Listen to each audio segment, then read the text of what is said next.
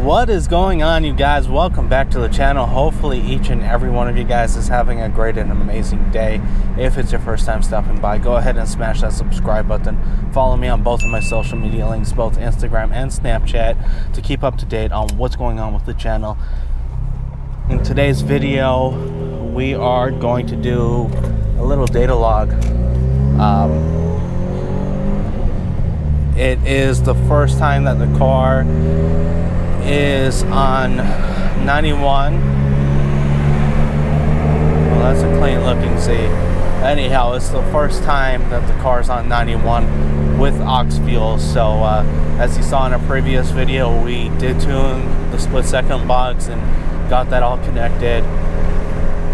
I ran the tank pretty much until it was 5 miles to empty, filled it up. I am currently on E13. 91 is generally E10, so I guess it's safe to say we could do a log now and see where we're at, send those logs over to Alex, hopefully make a lot more power than, you know, my standard 91 tune. And then after the 91 tune is complete, you guys got it, we're switching over to E40 or E50, starting off with the E40, and if there's still room for more fuel, we'll go with the E50.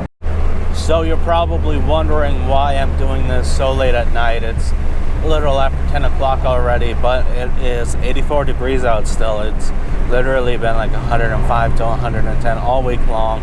Obviously not the optimal condition to do a data log in, so I have to wait till late to get even decent conditions. 84 is still probably a little high to do a data log. I'm probably not getting the best results, but I'm on the base tune still, and I do have to go through the logs, and there's only one way to do that, and eventually I have to do the logs anyhow.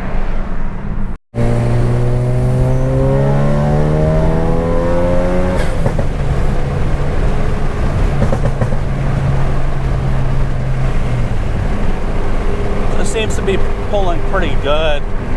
Even for a base tune, I'm happy with where it's at for 91.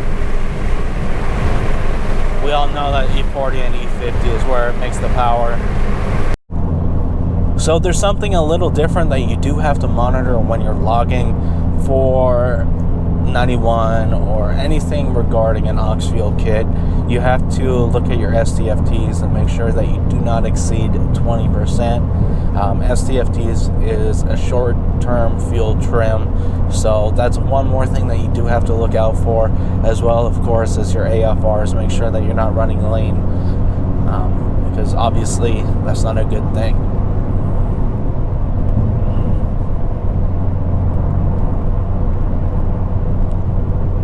And for those of you that do not know, I did purchase the Stratified 4-port auxiliary fuel kit. It's a port injection kit, so pretty much it's a manifold spacer that goes between the manifold and the head, and has 4 injectors for each opening in your head, and pretty much you're just getting additional fuel. Obviously, you have an additional 4 injectors installed on the car, 4 cylinders, 8 injectors.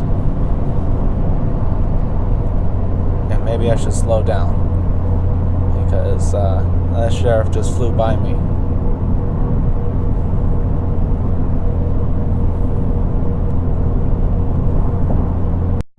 Alright, we are coming up to our destination. I'm doing it in a little better spot in my opinion. It's a little further out, but it's worth it. The roads are more flat, a lot smoother.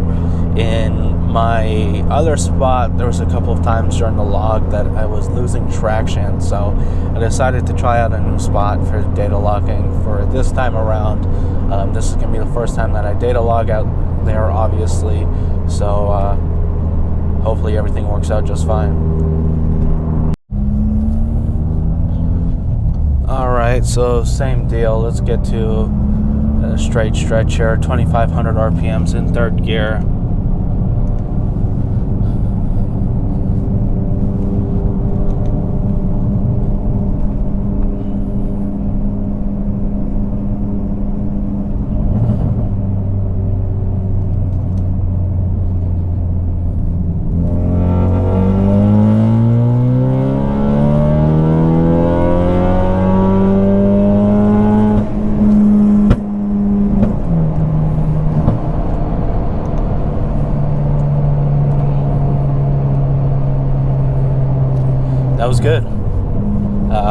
hit 5.47% on the STFTs. That's the main thing that I had to worry about. I think that was my main concern. No negative corrections on my ignition corrections. Octane adjustment ratio stayed at negative 1.0, which is absolutely perfect. I hit, let's see, 25.64 pounds of boost, and everything looked great. Shot a fat flame at the end, too.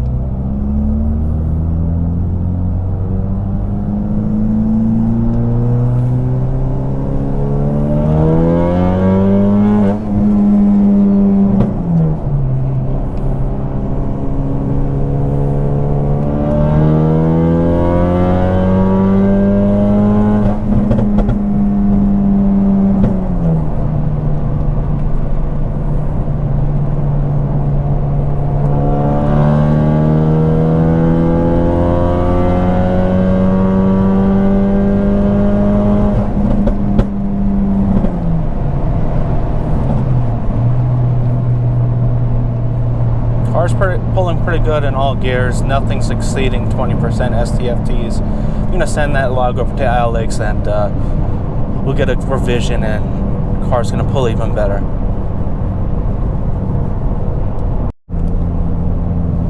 And for those wondering, this is a third gear pull for the data log. So obviously the first pull that I just did was a third gear pull, and then the second one was a second gear to the end of it, then the third one was a third gear to the end of the gear, and then the fourth one was a fourth gear to the end of the gear. They all pulled surprisingly well, a lot better than what I actually thought they would for a base tune, so that's pretty exciting. I'm getting really excited to hit E40 and E50. I know I'm just getting started with the 91 tune, and it could be a lengthy process, but once I get back onto E30 or E40 and E50, I should say, we're gonna have some fun with this car. I really believe so. The car's gonna be on a different level than what it's been, and we'll continue growing the car and building the car more and more. I eventually want to obviously go with a big turbo. I'm looking at most likely the precision drop-in turbo, or there's a few other options out there like the ETS kit and the full-blown motorsports kit. Those are all options in the future. There's also the MRX kit from Mountune. That's an interesting option. I heard good things about that kit as well, but I'm definitely leaning towards the Precision NX2 kit right now.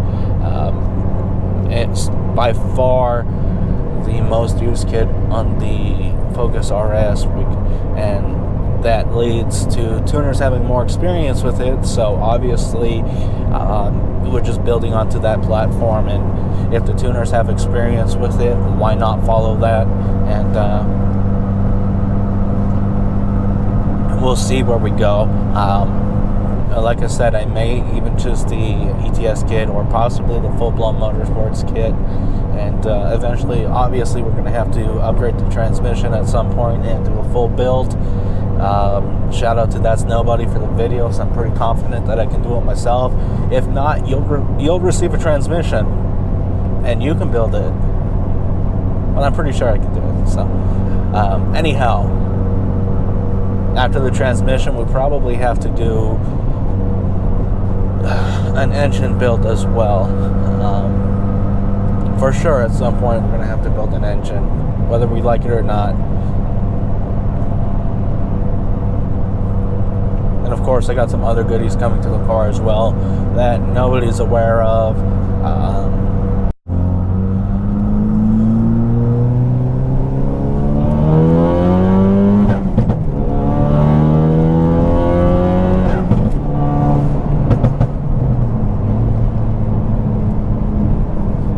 It pulls pretty good to get onto a freeway.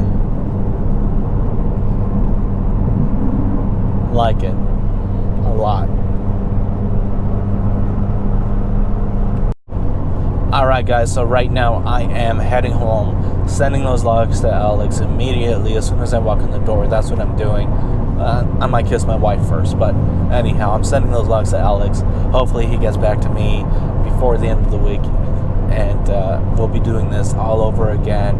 I believe that spot is a winner. I believe that's going to be my designated spot for a little bit anyhow. I just can't wait to get back onto E40 or E50 and have some fun with this car. It's about time to have fun and take it to the track, take it to the drag strip as soon as I'm done tuning.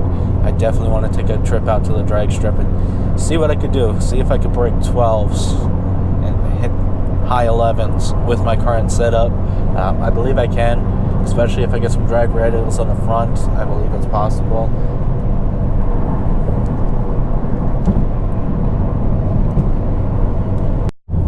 Alright, so that's going to conclude today's video. Hopefully you've enjoyed it. If you have, go ahead and smash that thumbs up button. Drop a comment in the comment section below. Let me know your thoughts on how the tuning procedure is going to go. And of course, guys, if you're new to the channel and you haven't subscribed already, please consider doing so. Until next time, I'm checking out. Yeah, boy.